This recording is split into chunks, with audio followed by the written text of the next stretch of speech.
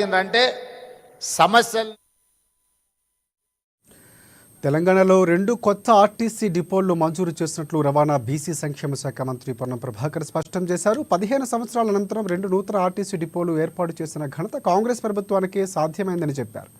నష్టాల్లో ఉన్న ఆర్టీసీని లాభాల బాటలో తీసుకుపోతున్నామని మంత్రి స్పష్టం చేశారు. నూతన ఉద్యోగ నియామకాలు, నూతన బస్సుల కొనుగోలు, ఆర్టీసీ సంస్కరణలు, కార్మికుల సంక్షేమం, ప్రజల సౌకర్యార్థం జిల్లా కేంద్రాలుగా ఉన్న పెద్దపల్లి, ములుగు జిల్లాలోని ఏటూరు నాగారంలో 2 నూతన ఆర్టీసీ బస్సు డిపోలు ఏర్పాటు చేస్తున్నామన్నారు మంత్రి. ఇక త్వరలోనే దీనికి సంబంధించి బస్సు డిపో నిర్మాణాలు ప్రారంభిస్తామని చెప్పారు. 2 జిల్లాల ప్రజలకు నూతన బస్సు డిపో మంజూరు అయిన సందర్భంగా మంత్రి పొన్నం ప్రభాకర్ శుభాకాంక్షలు తెలిపారు.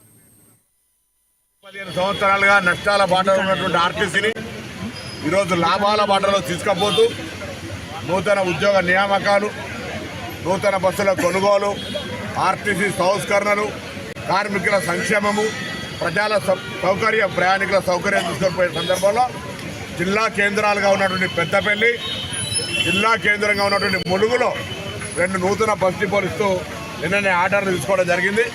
ఈ ఆర్డర్లు గౌరవ సీతక్క గారికి, అదేవిధంగా ఈ పెద్దపల్లి జిల్లాకు సంబంధించిన ప్రాతినిధ్యం వహిస్తున్న శ్రీధర్ బాబు గారికి, అక్కడ స్థానిక శాసనసభ్యులు విజయరామరావు గారికి ఇవ్వడం జరుగుతుంది. ఇవి ఈ తెలంగాణ రాష్ట్రంలో ఆర్టీసీ ముందు అడుగు వేస్తుంది అనడానికి నిదర్శనం.